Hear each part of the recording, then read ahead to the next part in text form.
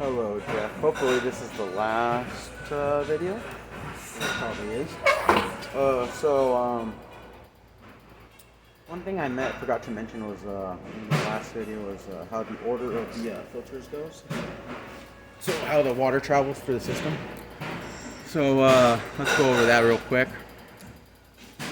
So from the feed line there's where it connects to in the back. That's where the feed line goes. So it runs through this 85 psi pressure limiting, and then it goes through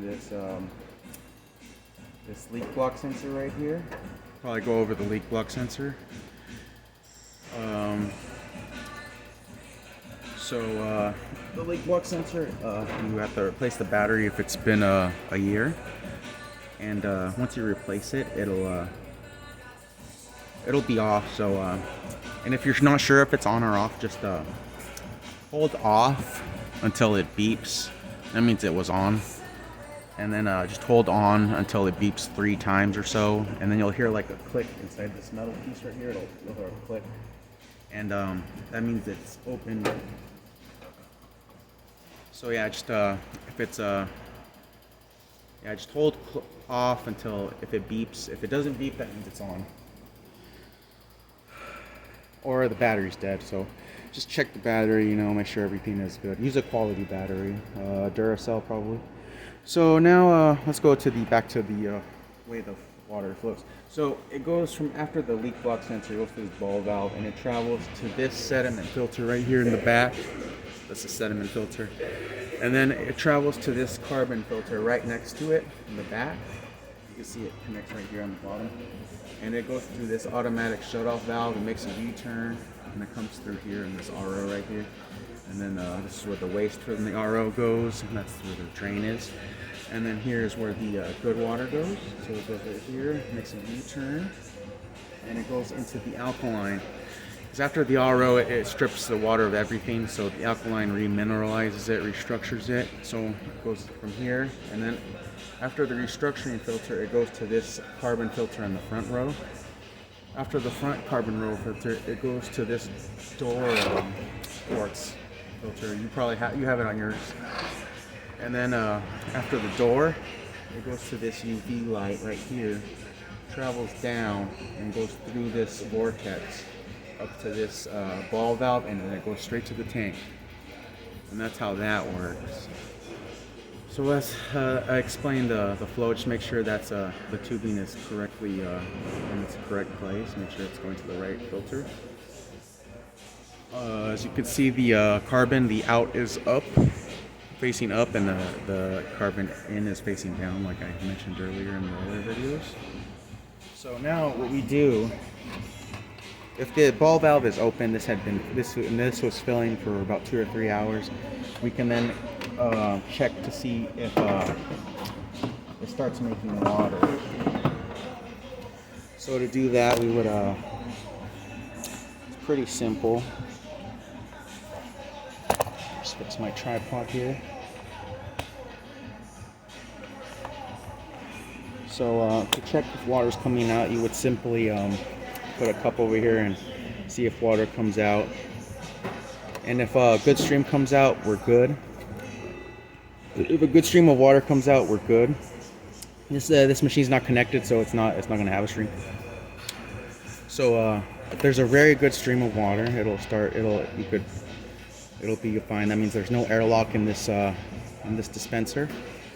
But sometimes I've seen this more happen here on the hot side, where you push down the button and then you hold down the lever to get it out, and you'll see nothing come out.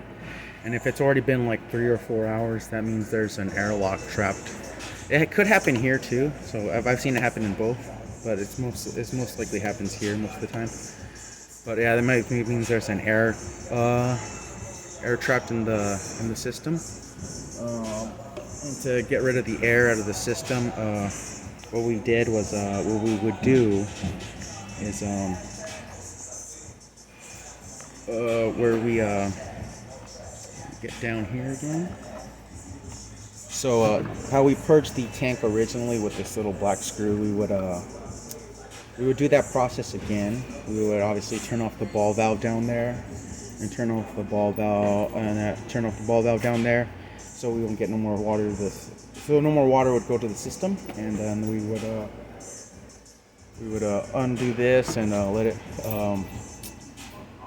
let it run. But we would also be holding while that's leaking, while that's going in a bucket. We would also hold down the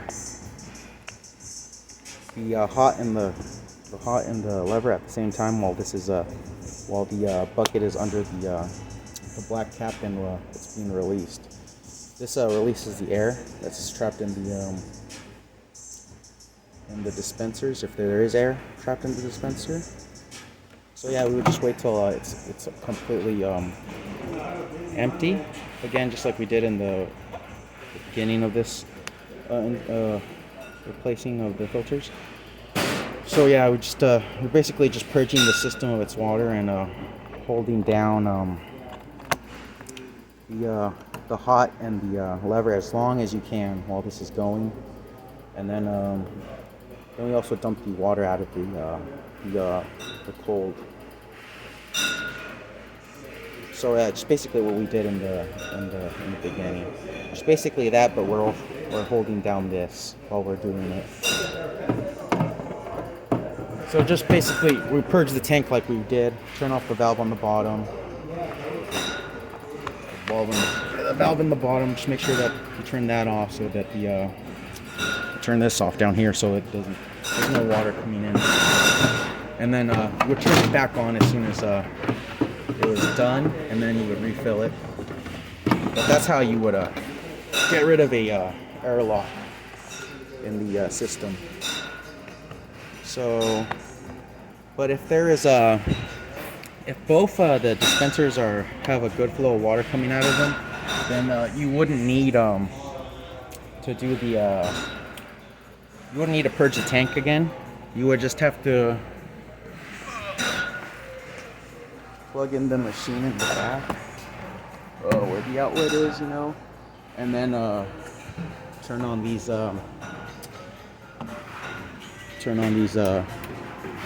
heat switches and the cold switch if they want it on, and then I would plug back in the ozonator if it was disconnected.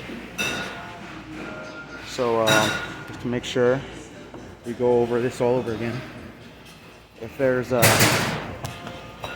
water coming out of the hot, do not turn on the heat switch, because if there's no water in the tank, that means that tank will get hot and it'll just destroy the machine. So we obviously don't want that. So just make sure there's a good flow coming out of both dispensers, the hot and the cold. And if they're both coming out good, we plug the machine back in with its outlet, plug the ozonator back in, and we turn these switches back on in the back. But that's only and only if these dispensers have a good flow coming out of them. If not, then you're going to need to purge the tank, like I mentioned in this video. Just like you purged it earlier, you're just simply holding down the button and the lever for the hot, if that's the one that's affected. But if it's the cold one, obviously you would do it on that one. But yeah, just empty both of them. Rewatch that section if you need to, and just make sure you turn off the ball valve on the bottom of there. Just make sure there's no water continuously going in there, else you'll just be draining it all day. So there's that, and I'm trying to think if there's anything else. No, can't think of anything right now. So after that, it should be on. That's if both these are working. Turn it back on, and you should be good to go. So obviously, if you have any questions or concerns, contact me as usual. And I hope this works for you.